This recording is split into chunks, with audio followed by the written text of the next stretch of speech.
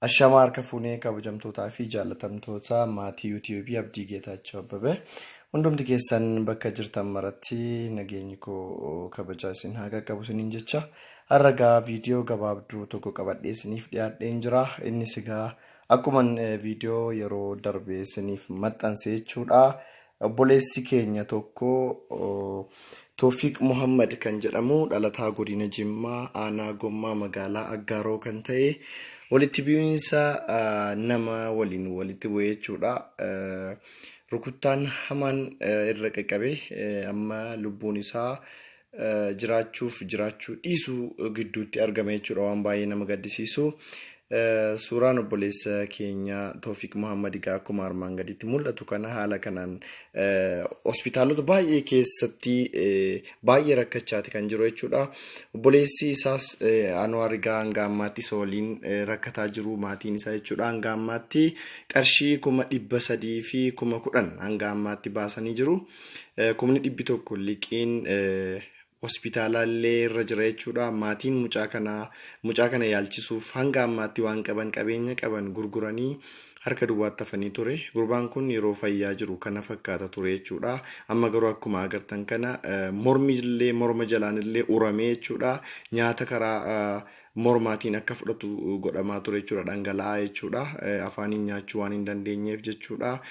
Ammas hospitaala Raashiyaawotaa keessatti argame jechuudha. Yeroo ammaa kana magaalaa Finfinnee jechuudha. Ciisichallee garagalchuu waan hin dandeenyeef jechuudha. Luqeettuun isaa kun akkuma mul'atu kana madaa'eera jechuudha. Sammuun isaa haala kanaan tarsa'ee jira.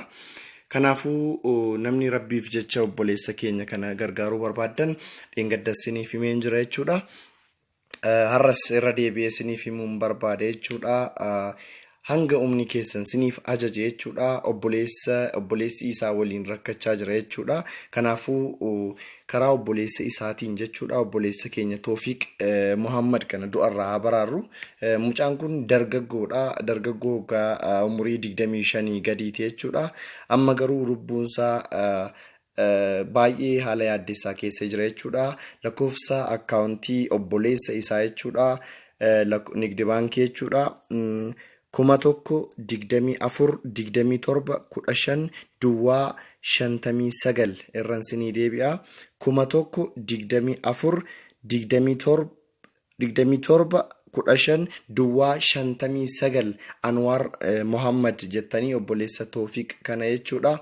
Karaa nigdi baankii jechuudha. Rabbiif jecha obboleessa keenya kana bira dhaabannee du'arraa lubbuu isaa baraarru isiniin jechuun barbaada. Viidiyoo kana akkuma isin qaqqabeen karaa obboleessa isaa Anwaar kana gargaarsa akka gootaniif maqaa Rabbiitiin isin gaafadha. Viidiyoo kana sheer waliif godhaa. Salaamu alaikum warahmatullahi wabarakatuh.